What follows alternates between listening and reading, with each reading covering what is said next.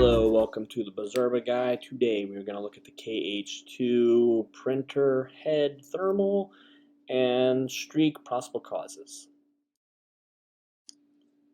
Bizerba in big box stores, the KH is well known for having a glitch. And as you see here, when you print your first label, it will glitch because it has to reset. What it's doing is actually finding all the print functions and resetting itself. So print that first label in big box stores when you see this, and then the scale should be good to go. KH100.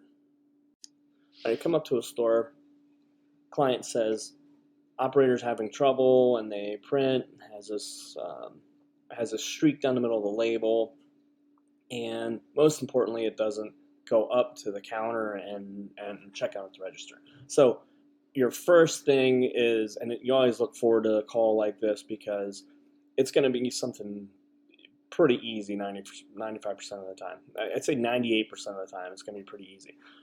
So first thing you look at that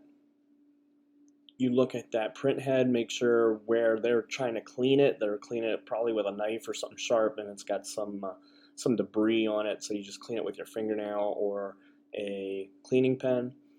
If that doesn't work and you still have that streak, just double check that print head. Make sure that that's good to go.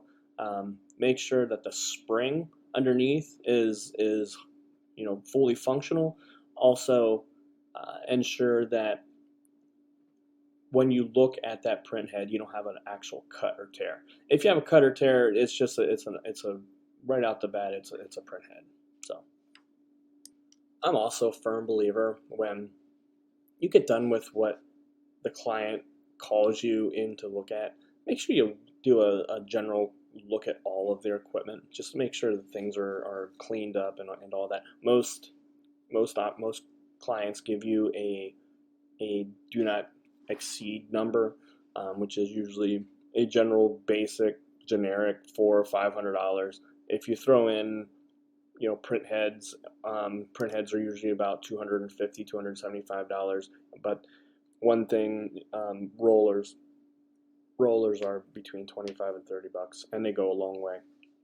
And it also gives you the chance to go and do some operational training with the operators, because most promise that they know what they're talking about, but they do not. So here's a really bad roller, and so on and so forth. Also, want to talk about the alignment tool a little bit. Make sure that it's put in correctly. As you see, if it's not put in, there's 4 ways to put it in. If you don't put it in correctly, it won't align the actual piece of paper correctly. Then there's a ribbon cable. Make sure we look at the ribbon cable and there's no cuts, chews, bites, or chips out of it, or else that'll cause serious issues also. Of course, a roller, you shouldn't have any cuts or nicks in it. Everyone that's in the business knows better. Here is the roller part number, so you can order it. The part number for the roller will be in the comments also with the print head. I know sometimes they're hard to find. So thanks again, guys. Thanks for listening. Like, share, get our voice around. We have a whole bunch of videos on a whole bunch of things. So thanks again. We'll talk to you next time.